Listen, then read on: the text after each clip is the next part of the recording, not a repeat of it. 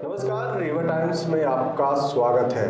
आज हमारे साथ कैंसर स्पेशलिस्ट डॉक्टर अभिषेक प्रताप सिंह हैं, जिनसे कैंसर जैसी घातक बीमारी के बारे में चर्चा करेंगे और इनके लक्षण, बचाव और इसको कैसे रोकथाम और क्या बचाव करना चाहिए, कैसे इससे लड़ा जा सकता है और इससे कैसे बचा जा सकता है। हमारे साथ डॉक्टर अभिषेक प्रताप सिंह हैं। सर, आपका बहुत बहुत स्वागत है रिवर टाइम्स में। नमस्कार सर, कैंसर जैसी बीमारी आज पूरे विश्व में फैली हुई है। ये कहाँ से आ रही है और कैंसर पहली बात है क्या? ये कहाँ से इसकी उत्पत्ति हो रही है और आए दिन लगभग 10 लोगों में से 1 लोग कैंसर से पीड़ित हो रहे हैं। देखिए, सबसे पहले मैं बताना चाहूँगा, कैंसर शब्द की शुरुआत अगर हम देखें, हिंदी में जिसे कर्क रोग कहा जाता है, इस शब्द में ही इस बीमारी का सार छुपा हुआ है। मतलब ये है, कैंसर मतलब हमारी कोशिकाओं का, हमारे मानव शरीर में मिलने वाली कोशिकाओं का नॉर्मल रेट से एक डिवीज़न होता है। जैसे जैसे हम बड़े होते हैं, अगर यही डिवीज़न, यही विभाजन अनकंट्रोल वे में होने लगे, जिसके ऊपर से कोई कंट्रोल नहीं है और वो अनकंट्रोल गति से बढ़ता जाए, उसी को हम कैंसर कहते हैं। सामान्यतः वो प्रेजेंट करता है कई फॉर्म में, जैसे कि अगर हम खून के कैंसर्स की बात करें तो उसमें खून की कोशिकाओं का अनकंट्रोल डिवीज़न, अत्यधिक गति से बढ़ना। अगर हम बात करते हैं किसी सॉलिड ट्यूमर, जैसे कि सर्वाइकल कैंसर, बच्चेदानी का cancer, breast cancer, brain cancer, brain tumours, वहाँ पे ये कोशिकाएं एक गठान के तौर पे बढ़ती हैं। ये बताना चाहूँगा कि शरीर में मिलने वाली हर गठान कैंसर की हो, ये जरूरी नहीं है। पर अगर हम बात करें कैंसर, तो वो एक गठान के फॉर्म में सामान्यतः पाया जाता है। अगर हम बात करते हैं कारण की, कैंसर मुख्यतः जो हम अपने सामान्य भाषा में या सामान्य लाइफ में आसपास देखते हैं, तो उसका बहुत बड़ा कारण जो हमारे स्मोकिंग, मतलब तंबाकू, तंबाकू किसी भी फॉर्म में, जैसे कि स्मोकिंग, बीड़ी, सिगरेट, गुटखा या तंबाकू चबाना, इसके अलावा शराब, इसके अलावा कुछ अदर फूड हैबिट्स हैं जैसे जंक फूड कल्चर, ये बहुत हद तक जिम्मेदार है। लेकिन ये कहना कि क्या केवल कैंसर इन्हीं कारणों से हो रहा है, ये भी सही नहीं होगा। अगर मैं डेटा की बात आपसे करूं तो लगभग 1/5, 20% से आसपास कैंसर जेनेटिक कारणों से भी होते हैं। जेनेटिक कारण मतलब अनुवांशिक कारण। अनुवांशिक कारण ऐसे कारण होते हैं जिन्हें हम रोक नहीं सकते, जो माँ से बेटे में, बेटे से अगली जनरेशन में ट्रांसफर होते हैं, या फिर किसी भी एक जनरेशन में किसी भी एक कारण से, जैसे कि रेडिएशन एक्सपोजर से हमारे जीन्स में कुछ चेंजेस आ गए और उनमें अनकंट्रोल डिवीजन की कैपेसिटी आ गई। इन कारणों का हम कुछ नहीं कर सकते, उसमें इलाज ही उसका उपाय है। लेकिन अगर आप ध्यान से देखें तो 80% वो कारण हैं जिन्हें अगर हम रोक लेते हैं तो कैंसर जैसी बीमारी से हम होने से पहले ही उसे कंट्रोल कर सकते हैं। कैंसर में जी, अच्छा, कैंसर कितने प्रकार के हैं? लगभग विभिन्न प्रकार के होते हैं। मूलतः जो यहाँ भारत में कितने प्रकार से कैंसर पीड़ित मरीज यहाँ हैं? जी, बहुत अच्छा सवाल आपने किया। ये जानना बहुत जरूरी है कि शरीर के हर अंग में परसेंटेज अलग अलग हो सकते हैं, फ्रीक्वेंसी अलग अलग हो सकती है, लेकिन बालों और नाखून को छोड़ के शरीर के हर अंग में कैंसर हो सकता है, अलग अलग तरीके का, अलग अलग कारण से। अगर हम सामान्यतः बात करते हैं, ग्लोबेकॉन जो ग्लोबल कैंसर रजिस्ट्री सिस्टम होता है, डेटा कलेक्ट करता है। सबसे पहले अगर हम वर्ल्ड लेवल की बात करते हैं तो ओवरऑल आज भी ब्रेस्ट कैंसर सबसे कॉमन कैंसर है, सबसे ज्यादा होने वाला कैंसर है ओवरऑल, मेल और फीमेल हम मिला लें। और वर्ल्ड लेवल पे पुरुषों के अंदर लंग कैंसर सबसे कॉमन कैंसर होता है। हमारे इंडिया का सिनेरियो अलग है। हमारे में ओवरऑल भारत के अंदर सबसे कॉमन कैंसर तो ब्रेस्ट कैंसर है, लेकिन पुरुषों में अभी भी सबसे कॉमन होने वाला कैंसर मुंह और मुंह के अंदर के कैंसर्स होते हैं। अगर हम मेल और फीमेल कॉमन करें और हम उसका एक डेटा बनाएं तो लगभग 13% कैंसर जो हो रहे हैं वो ब्रेस्ट कैंसर हैं, 10 से 11% लंग कैंसर हैं और तीसरे स्थान पर आता है सर्वाइकल कैंसर या बच्चेदानी में होने वाला कैंसर, जो लगभग 9% है। मतलब लगभग आज हम अगर कैंसर की बात करते हैं तो हर 1 लाख में से 100 लोगों को कैंसर पाया जा रहा है। एक जनरल डेटा की मैं बात करूं अगर, तो उनमें ये परसेंटेज लगभग होता है कि अगर ये 100 लोग हैं तो इन 100 लोगों में लगभग 13 पेशेंट होंगे वो ब्रेस्ट कैंसर के होंगे, लगभग 11 पेशेंट हर 100 में से मुंह लंग कैंसर के निकलेंगे और इसके बाद सर्वाइकल कैंसर के निकलेंगे। इनके रोकथाम के लिए और जो कैंसर पीड़ित मरीज हैं जी। या जो कैंसर से जूझ रहे हैं उनको कैसे बचा जा सकता है? देखिए, पहले तो मैं एक बहुत ज़रूरी बात पहले बता देना चाहता हूँ। कैंसर कोई ऐसी बीमारी नहीं है जिसका इलाज संभव ना हो। अन्य बीमारियों की तरह कैंसर भी एक बीमारी है। इसके साथ बहुत सी अवधारणाएं जुड़ी हुई हैं कि कैंसर हो जाना मतलब मृत्यु होना। ये बिल्कुल गलत है। कैंसर भी एक सामान्य बीमारी है। इसके स्टेजेस होते हैं जिसके कारण उसका ट्रीटमेंट इंटेंसिफाई हो जाता है या गहरा हो जाता है, बड़ा हो जाता है, लेकिन फिर भी उसका इलाज संभव है। ला इलाज बीमारी नहीं है। हम अगर इलाज की बात करें ओवरऑल सारी चीज़ों को हम कंबाइन करके अगर देखें तो कैंसर का इलाज मुख्यतः 3 धाराओं में विभाजित किया जाता है: सर्जरी, रेडियोथेरेपी, कीमोथेरेपी। सर्जरी और रेडियोथेरेपी जो होते हैं इन्हें हम रेडिकल ट्रीटमेंट कहते हैं, और कीमोथेरेपी जो होती है वो एडजुवेंट ट्रीटमेंट होते हैं, जिनको हमें रेडिएशन या सर्जरी के साथ में कंबाइन किया जाता है। मतलब ये एक मल्टी डिसिप्लिनरी अप्रोच होती है जिसमें कई तरह के इलाज को एक साथ जोड़ के अलग अलग स्टेज के अकॉर्डिंग अलग अलग इलाज दिया जाता है। ये भी बात आती है कि कैंसर, नॉन कैंसर, कैंसर, 2 प्रकार के जो ट्यूमर होते हैं, तो इसमें क्या अंतर क्या है? बहुत ही अच्छा सवाल है आपका। देखिए, क्या है कि शरीर में कहीं भी गठान हो जाती है तो अगर हम ध्यान से सोचें या कहीं हम बात करें तो आदमी सबसे पहले डर जाता है कि क्या ये कैंसर है। उसे ये नहीं पता कि हर गठान कैंसर की नहीं होती है। शरीर में कई जगह गठाने होती हैं, उनका इलाज होता है। इलाज के साथ साथ कुछ ऐसे फीचर्स होते हैं जो ये बताते हैं कि ये कैंसर है या नहीं है। एग्जाम्पल की मैं बात करता हूं। कई बार आपने नोटिस किया होगा कि शरीर में अलग अलग जगह पे वसा की गठान बन जाती है, फैट, जिसे हम डर्मोइड, डेस्मोइड कहते हैं, फ्लैट ग्लोब्यूल होते हैं। वो सारी की सारी गठाने नॉन कैंसरस है।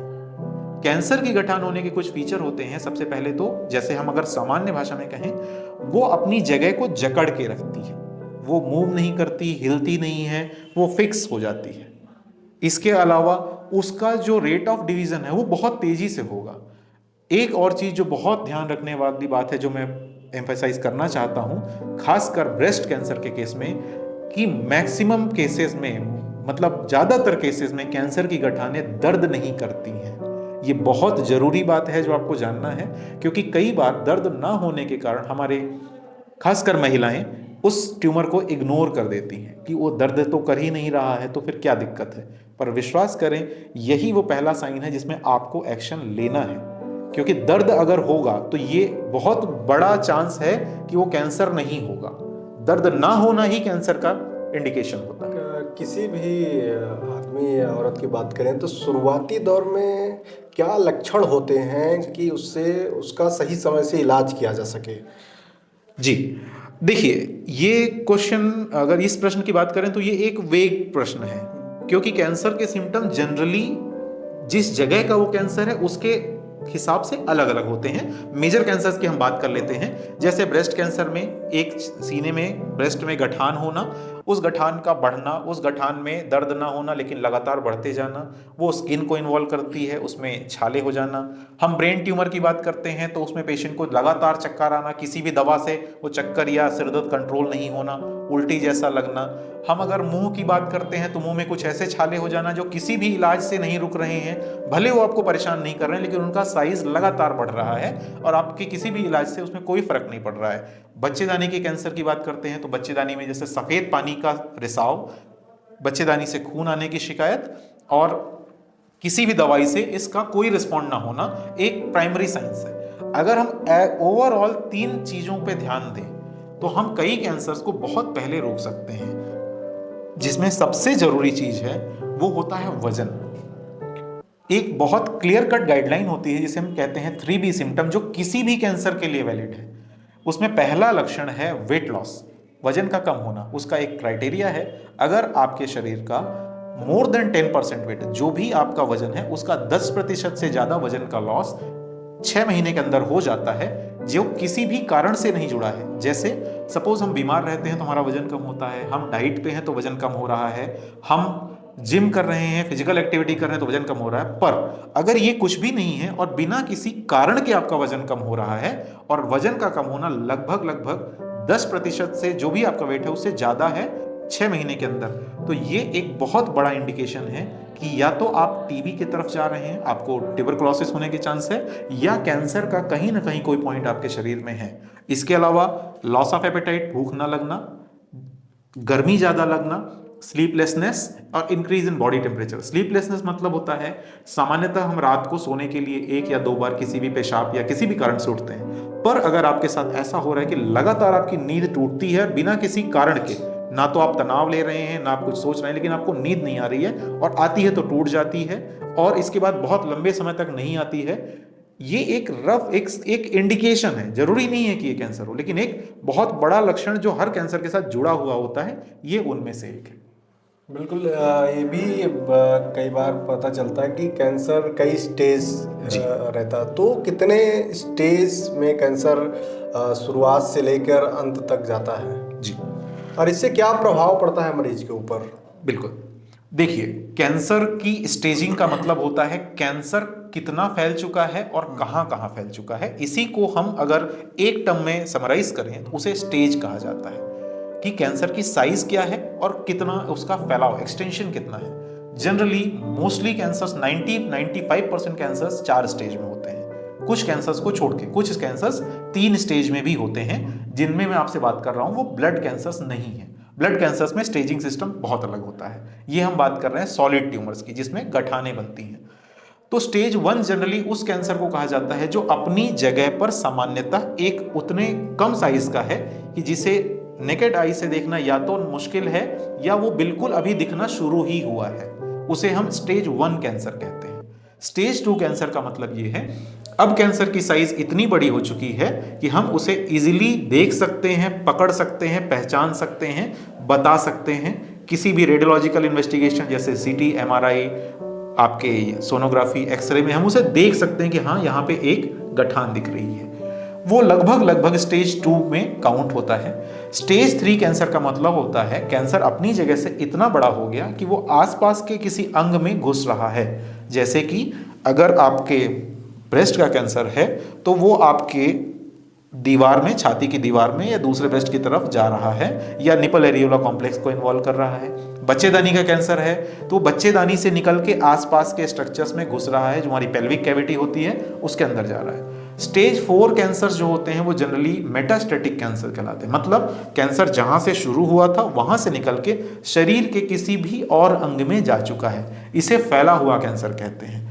इसका अगर हम इसके इंपॉर्टेंस की बात करते हैं, स्टेज वाइज हर कैंसर का ट्रीटमेंट डिसाइड होता है। जैसे ही मैंने आपको पहले बताया कि कैंसर के ट्रीटमेंट में मोस्टली तीन वेरिएंट काम करते हैं, सर्जरी, रेडियोथेरेपी और कीमोथेरेपी। अगर हम अर्ली स्टेज में हैं तो हम कम ऑप्शंस का यूज करके ट्रीटमेंट कर सकते हैं, कम खतरनाक या छोटी सर्जरी करके उसका इलाज कर सकते हैं। जैसे जैसे कैंसर बढ़ता जाता है, इंटेंसिफिकेशन, कैंसर के ट्रीटमेंट की गहराई बढ़ती जाती है, ड्यूरेशन बढ़ता जाता है और उसके कॉम्प्लिकेशन बढ़ते जाते हैं। बिल्कुल, इस समय वर्तमान की अगर बात करें तो एक कैंसर अभी हाल ही में सर्वाइकल कैंसर जो भी काफ़ी ट्रेंड भी हुआ, पूनम पांडे की मौत की खबर आती है और फिर उसकी जिंदा, तो ये सर्वाइकल कैंसर क्या है और ये कैसे इसको रोका जा सकता है और इसमें क्या क्या भ्रांतियां हैं? चलिए, बहुत अच्छा सवाल किया आपने। सर्वाइकल कैंसर के बारे में जानना बहुत ही जरूरी है, क्योंकि ये शरीर में होने वाले उन कैंसर्स में से एक है जिसको पूरी तरह से रोका जा सकता है कैंसर होने के पहले भी, और कैंसर हो गया है तो भी इसका मैक्सिमम इलाज संभव है। तो हम बात कर लेते हैं सर्वाइकल कैंसर के बारे में। सर्वाइकल कैंसर बच्चेदानी के द्वार में, महिलाओं के अंदर जो बच्चेदानी होती है, बच्चेदानी का जो द्वार होता है वहां पे होने वाला एक कैंसर है, जिसकी शुरुआत एक गठान के तौर पे होती है, बाद में उसका फैलाव योनि के तरफ या बच्चेदानी के तरफ होता है और बगल में वो आसपास के अंगों में भी जाता है। अगर हम इसके कारण की बात करें तो इसमें 90% केसेस में एक कारण है और वो है एक वायरस। मतलब ये शरीर के उन चुनिंदा कैंसर्स में से एक है जिनका कारण एक वायरस है। अदरवाइज उसके बहुत से मॉडिफिएबल कॉजेज होते हैं, स्मोकिंग है, आपकी डाइट है, हिस्ट्री है, फैमिली हिस्ट्री है। ये उन कैंसर्स में से एक है जिसका कारण एक इन्फेक्शन है। 90% केसेस में उसका कारण एक इन्फेक्शन होता है और वो इन्फेक्शन है HPV virus, human papilloma virus. जैसा भी आपने कुछ दिनों पहले एक बड़ा दुखद समय हमने देखा है कोविड का भी एक कारण एक वायरस था, ऐसे ही इस बीमारी का भी कारण एक वायरस है। अच्छी बात यह है कि इस वायरस का इलाज संभव है। इस वायरस का इलाज दोनों तरह से संभव है, या वो शरीर में आए इसी को रोक दें, और आ गया है तो उसका भी इलाज कर दें। ये इस कैंसर का सबसे बड़ा कारण होता है। मैं इसके बारे में बाद में भी आपसे बात करूंगा। अब हम बात करते हैं कि सपोज अगर सर्वाइकल कैंसर हो जाता है तो कैसे पता चले। देखिए, जनरली महिलाओं के अंदर सफेद पानी आना, योनि से सफेद पानी का रिसाव होना एक सामान्य समस्या है, पर सबसे बड़ी दुविधा यही है कि इस कैंसर का भी प्रेजेंटेशन या उसका लक्षण भी यही होता है। अब दोनों में डिफरेंशिएट कैसे करें? तो अगर कभी किसी इन्फेक्शन के कारण महिलाओं में सफ़ेद पानी की शिकायत हो रही है, उसका इलाज आप लेते हैं और आप ठीक हो जाते हैं। अगर आपको ऐसा लगता है कि ये इन्फेक्शन बहुत कम समय में बार बार हो रहा है और बढ़ रहा है, जो इलाज लेने के बावजूद भी बढ़ रहा है, तो ये एक लक्षण है कि हो सकता है आपको कैंसर हो। या फिर जब महिलाओं के अंदर मासिक धर्म बंद हो जाते हैं या मेनोपॉज हो जाते हैं और उसके बाद उनके अंदर एबनॉर्मल ब्लीडिंग, बच्चेदानी के द्वार से एबनॉर्मल ब्लीडिंग होना, या फिर मेनोपॉज के या पीरियड्स आने बंद होने के पहले भी 2 पीरियड्स के बीच में अबनॉर्मल ब्लीडिंग, नॉर्मली ब्लीडिंग होना ठीक है, अबनॉर्मल ब्लीडिंग की बिना किसी कारण के खून आ रहा है, ये लक्षण होता है कि हो सकता है आपकी बच्चेदानी में, बच्चेदानी के द्वार में कैंसर हो। 90% केसेस में उसका कारण होता है एचपीवी वायरस। एचपीवी वायरस के ट्रांसमिशन के बहुत से कारण हो सकते हैं, जैसे कि इम्प्रॉपर हाइजीन, सफाई, दूसरा है मल्टीपल सेक्सुअल पार्टनर्स। इनके थ्रू ये इन्फेक्शन महिला के शरीर में पहुंचता है, और अगर उसे समय रहते ठीक नहीं किया गया तो वो भविष्य में कैंसर में बदल सकता है। ये बात बहुत जरूरी है क्लियर करना कि हर वो महिला जिसके अंदर एचपीवी वायरस है उसके अंदर कैंसर होगा, ये बिल्कुल गलत है। कैंसर होने की कंडीशंस हैं लॉन्ग स्टैंडिंग इन्फेक्शन, लंबे समय तक अगर वो वायरस शरीर में है और उसका इलाज नहीं किया गया, वो कैंसर में बदलने की क्षमता रखता है। नहीं, कई भ्रांतियां भी फैली इसमें सर्वाइवल कैंसर में कि लगातार संबंध बनाने से ये कैंसर होता है, तो क्या ये सही है कि बार बार संबंध बनाने से भी ये कैंसर हो सकता है? देखिए, ये बात का मैं पूरी तरह से खंडन करूंगा। शारीरिक संबंध बनाना इंसान का एक स्वभाव है, ये कैंसर का कारण नहीं है।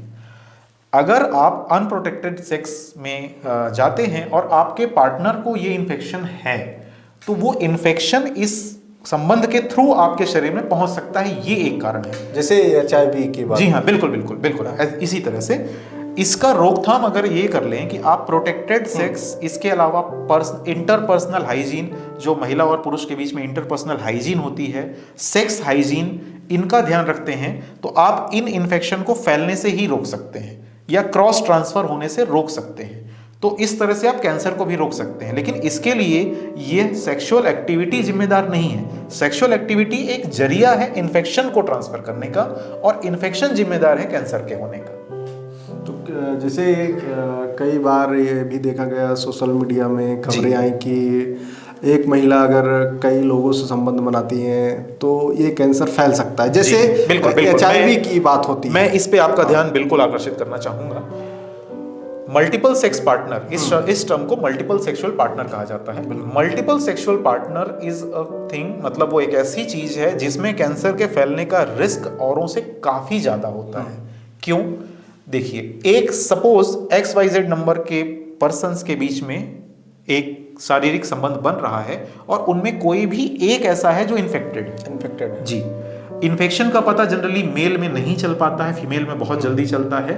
और मान लीजिए आपका मेल पार्टनर ही इन्फेक्टेड है, आपने सेक्सुअल हाइजीन का पालन नहीं किया, इंटरपर्सनल हाइजीन का पालन नहीं किया और आप इन्फेक्ट हो गए। अब अगर मल्टीपल सेक्स पार्टनर हैं तो आप उसके ट्रांसमिशन का काम कर रहे हैं, आपसे वो कईयों में जाएगा और कईयों से कईयों में जाएगा। तो इस तरह से हमने एक पेशेंट से एक डिजीज पूल बना दिया। अब अगर वो नोटिस नहीं रह पाया या अननोटिसेबल रह गया और वो इन्फेक्शन कंटिन्यू होता गया, तो ये कैंसर का कारण बनता है। तो जो मल्टीपल सेक्सुअल पार्टनर बोले गए हैं कि कैंसर के लिए जिम्मेदार हैं, उनका कारण ये है। उसके लिए कोई मिसकंसेप्शन डेवलप करने की जरूरत नहीं है। अगर हम इंटरपर्सनल हाइजीन, सेक्सुअल हाइजीन पे ध्यान रखते हैं तो इसे उसी स्टेज पे रोका जा सकता है। मतलब मेरा कहने का मतलब ये है कि cervical हमारा कंट्रोल इन्फेक्शन पे होना चाहिए। ये सर्वाइकल कैंसर जो है कितने स्टेज पे जाता है जी, लगभग? सर्वाइकल कैंसर एक बहुत ही अलग तरह के कैंसर में से एक है, जिसमें न केवल कैंसर स्टेज बल्कि कैंसर के पहले, कैंसर के जस्ट पहले के स्टेज को प्री कैंसरस स्टेज कहा जाता है, उसका भी बहुत महत्व है। इस केस में 4 स्टेज होती हैं और 4 स्टेज के पहले प्री कैंसरस स्टेज होती है, जिसको हम CIN कहते हैं, सर्वाइकल इंटरस्टिशियल न्यूप्लेजिया। मतलब ये होता है कि कैंसर अगर बच्चेदानी की ऊपरी परत तक सीमित है, अंदर जा ही नहीं रहा है, तो उसे हम CIN कहते हैं। इसका मतलब पेशेंट नॉर्मल नहीं है लेकिन उसे कैंसर भी नहीं है। वो एक ऐसी सिचुएशन में है कि जिसे अगर ठीक नहीं किया गया तो भविष्य में कैंसर में बदल जाएगी।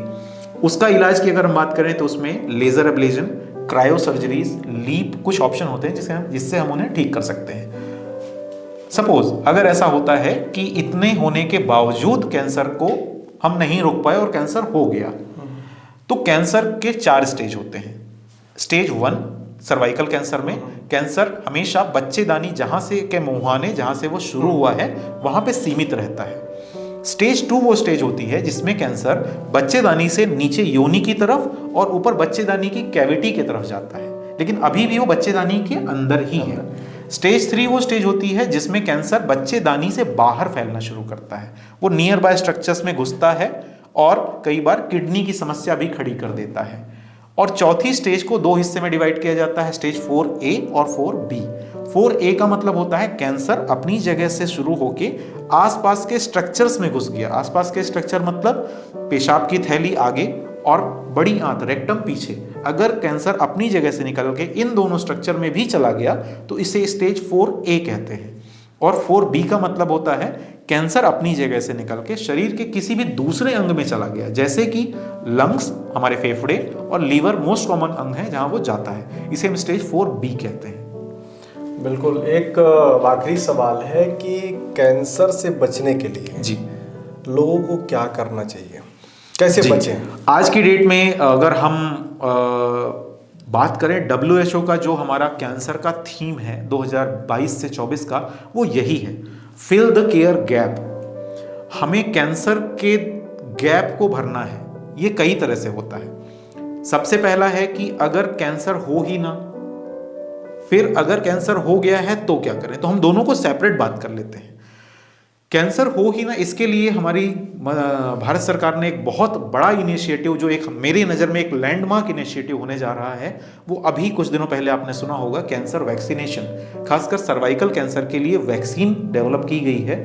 हालांकि वो वैक्सीन पहले से मौजूद है। कैंसर की 3 तरह की वैक्सीन होती हैं जो HPV वायरस के अलग अलग स्ट्रेन, जो अलग अलग टाइप्स होते हैं, उन पे काम करती है। उस वैक्सीन को कंपलसरी मैंडेटरी करने का गवर्नमेंट ने प्रोविजन लाया है कि लगभग हर उस स्त्री, ये वैक्सीन का एक प्रॉपर एज ग्रुप होता है जो जनरली 9 साल से 14 साल की एज में लगाया जाता है। अगर बाई चांस किसी भी कारण से वो नहीं लगा तो 15 से 25 का एज, 15 से 21 साल का एज ग्रुप है और एक है 21 साल से ज़्यादा। ये 3 कैटेगरी बनाई गई हैं और एक स्पेशल कैटेगरी बनी हुई है जिसमें इम्यूनो कॉम्प्रोमाइज और सेक्स वर्कर्स हैं, जिनके अंदर HIV, हेपेटाइटिस, ट्यूबरक्लोसिस जैसी बीमारी है। चूंकि उनके अंदर इस बीमारी के फैलने की संभावना भी ज़्यादा है, इसलिए उन्हें इंटेंसिव वैक्सीनेशन शेड्यूल में रखा जाता है। 9 से 14 साल की एज में जो हम वैक्सीन देते हैं वो जनरली सिंगल डोज या बहुत 2 डोज होते हैं, जिनके बीच का जनरली गैप 6 महीने का होता है, मतलब डे 0 पे और 6वें महीने के बाद। जैसे ही हम 3 डोज के शेड्यूल में जाते हैं, जो कि जनरली 21 साल के ऊपर की महिलाओं के अंदर कई बार जरूरी होता है, या फिर HIV एड्स से पीड़ित महिलाओं के अंदर वो जरूरी होता है, उसमें हम 3 डोज का शेड्यूल देते हैं, जिसमें डे 0, 1st मंथ और 6th मंथ में ये वैक्सीन दिया जाता है। वैक्सीन के बारे में एक बात जानना बहुत जरूरी है कि वैक्सीन कैंसर रोक सकती है, पर इन्फेक्शन के लिए अभी भी आपको इंटरपर्सनल हाइजीन की बहुत ज़रूरत है। इसके लिए जो यंग एज हमारी बच्चियां हैं, हमारे महिलाएं हैं, उनके अंदर अवेयरनेस, ताकि अगर वो इन छोटी चीज़ों को छुपाना शुरू करेंगी तो जिस समय तक वो हमें बताएंगी वो एक बहुत बड़ी बीमारी का शिकार बन चुकी होती हैं। तो उनको इंटरपर्सनल हाइजीन, प्रॉपर सैनिटाइजेशन, उनको जो पीरियड के टाइम पे केयर, क्योंकि वो सबसे ज़्यादा सेंसिटिव टाइम होता है किसी इन्फेक्शन को उनके शरीर में जाने का। इन चीज़ों के लिए ओरिएंट करना बहुत ज़रूरी है। ये चीज़ें करने के बाद लोगों की फूड हैबिट, लोगों की इंटरपर्सनल सैनिटेशन, लोगों के अंदर अवेयरनेस, चीज़ों को जानने की इच्छा और उसके लिए समझने की और उस पर काम करने की इच्छा, इन चीज़ों के लिए उनको अवेयर करना जरूरी है। इन चीज़ों से हम बहुत बड़ी बीमारी जो कैंसर जैसी बीमारी है उसको होने के पहले ही रोक सकते हैं। इसके अलावा अगर कैंसर हो जाता है तो भी डरने की बात नहीं है। रेडिएशन, कीमोथेरेपी और सर्जरी अलग अलग स्टेज में, जैसे स्टेज 1 और स्टेज 2A में सर्जरी, और इसके बाद में कीमोथेरेपी और रेडियोथेरेपी के थ्रू हम सर्वाइकल कैंसर जैसे कैंसर को पूरी तरह से रोक सकते हैं। बिल्कुल। तो हमारे साथ थे डॉक्टर अभिषेक प्रताप सिंह, जो कैंसर स्पेशलिस्ट हैं। कैंसर की बखूबी और बारीकी से इन्होंने जानकारी दी और क्या लक्षण होते हैं, क्या बचाव है, क्या भ्रांतियां हैं। जैसे डॉक्टर साहब ने बताया कि सर्वाइकल कैंसर में जो भ्रांतियां थी कि कैसे ये कहा जा रहा था कि मल्टीपल सेक्स करने से ये कैंसर होता है, जिन्होंने बखूबी खंडन किया और काफ़ी बेहद और रोचक जानकारियाँ हमारे साथ जुड़े। आपका बहुत बहुत धन्यवाद। नमस्कार।